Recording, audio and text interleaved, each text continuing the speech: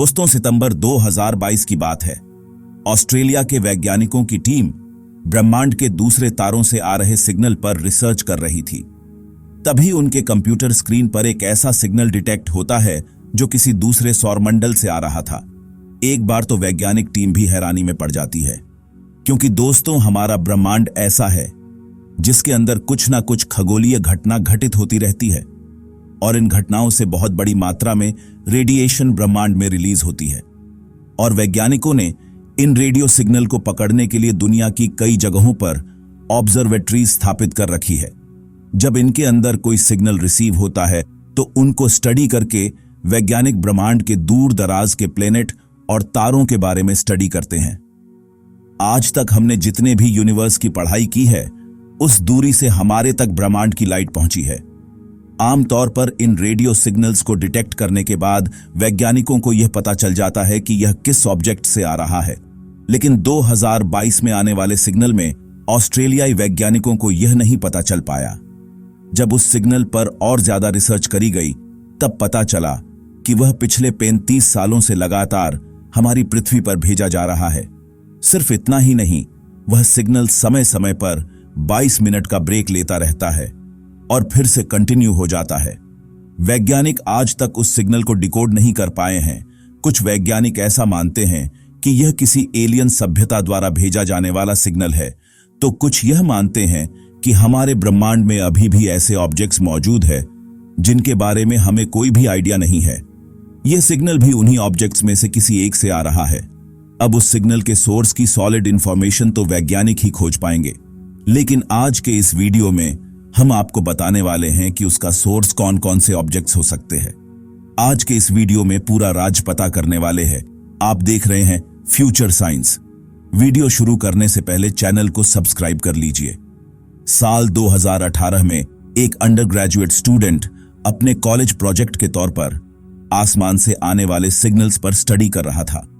इसी दौरान उसने एक ऐसा सिग्नल डिटेक्ट किया जो बाकी सिग्नल्स के मुकाबले बहुत डिफरेंट था।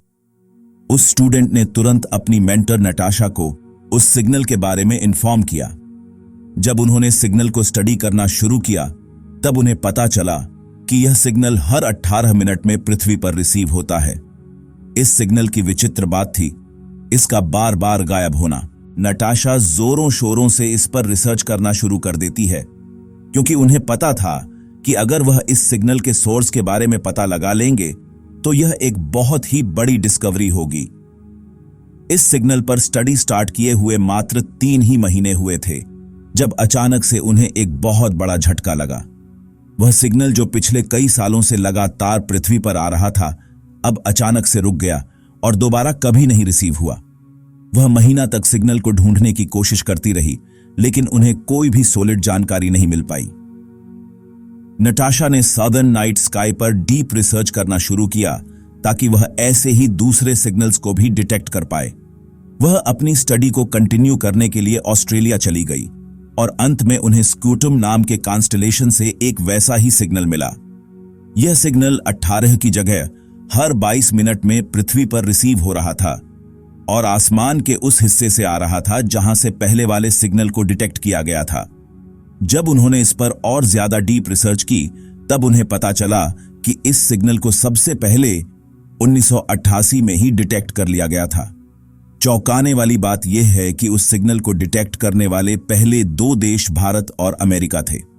फाइनली नताशा और उनकी टीम ने इस सिग्नल को J183910 का नाम दिया।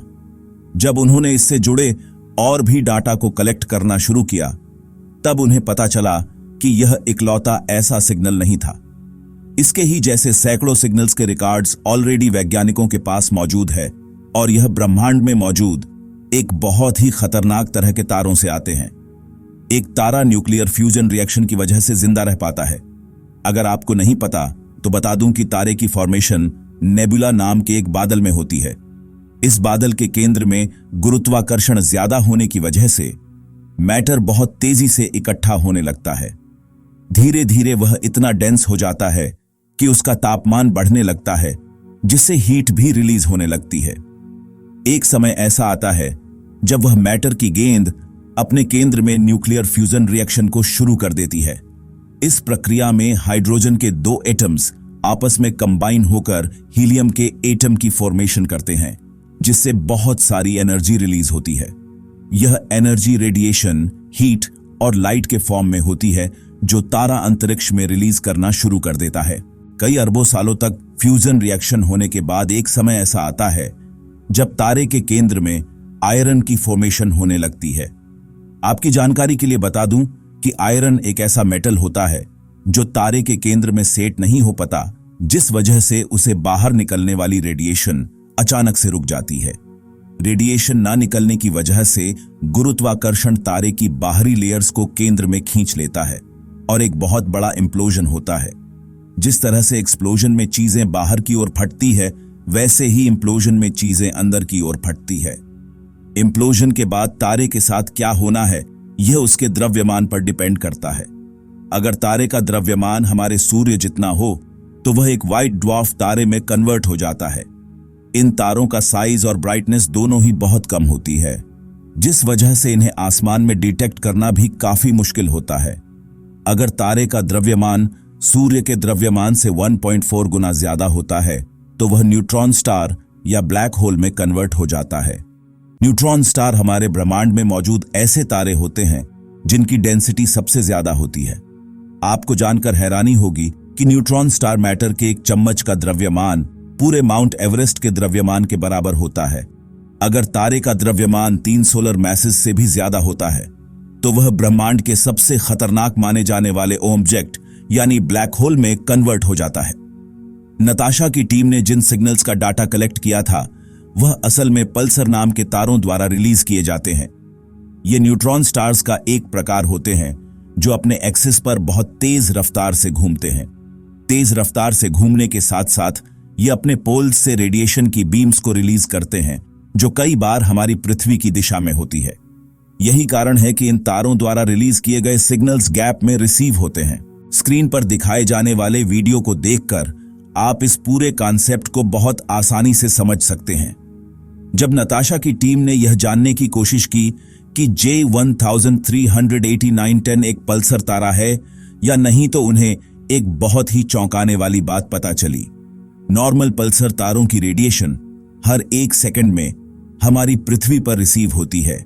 जैसे जैसे इस रेडिएशन के आने का समय बढ़ता जाता है, वैसे वैसे वह तारा पल्सर की कैटेगरी से हटकर एक नॉर्मल न्यूट्रॉन स्टार की कैटेगरी में आने लगता है।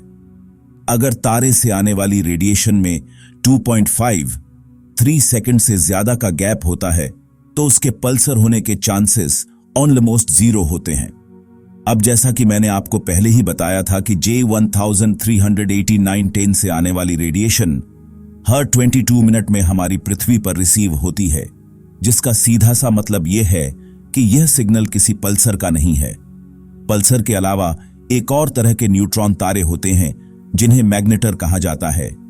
यह पल्सर जैसे ही होते हैं, लेकिन इनके पास एक बहुत ही स्ट्रॉन्ग मैग्नेटिक फील्ड होती है। नताशा की टीम ने पहले यह सोचा था कि J138910 एक ऐसा ही मैग्नेटार हो सकता है, लेकिन उनकी यह सोच भी गलत निकली। जब इस सिग्नल के सोर्स को ग्राफ में प्लॉट किया गया तो वह ना तो पल्सर से मैच कर रहा था और ना ही मैग्नेटर से। अभी तक वैज्ञानिकों को यह नहीं पता चल पाया है कि इस सिग्नल का असल सोर्स क्या है, लेकिन वैज्ञानिकों को ब्रह्मांड में मौजूद एक ऑब्जेक्ट पर शक है। उस ऑब्जेक्ट को व्हाइट ड्वार्फ पल्सर कहा जाता है। जैसा कि इसके नाम से ही पता चलता है, यह एक ऐसा तारा होता है जो व्हाइट ड्वार्फ एंड पल्सर दोनों का एक कॉम्बिनेशन होता है।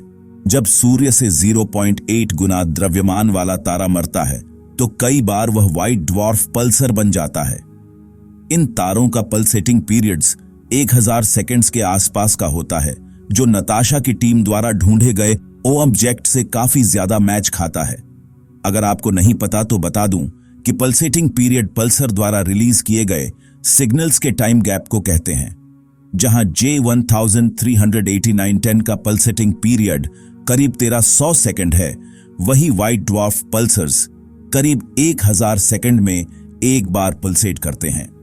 अभी तक वैज्ञानिक इन तारों को लेकर कंफर्म नहीं है, लेकिन उस मिस्टीरियस सिग्नल को डिफाइन करने के लिए फिलहाल के लिए यही सबसे परफेक्ट ऑब्जेक्ट हैं। कुछ कॉन्स्पिरेसी थ्योरिस्ट्स ऐसा बताते हैं कि वह सिग्नल किसी एलियन सभ्यता द्वारा भेजा जा रहा है जो हमसे कांटेक्ट करने की कोशिश कर रहे हैं। अब यह बात सच है या नहीं, यह तो तभी पता चल पाएगा जब हमें उस सिग्नल से जुड़ा कोई ठोस डेटा मिलेगा। वैसे आपको क्या लगता है कि उस सिग्नल का सोर्स क्या हो सकता है? हमें नीचे कमेंट करके जरूर बताइएगा। आज के इस वीडियो के लिए बस इतना ही। धन्यवाद।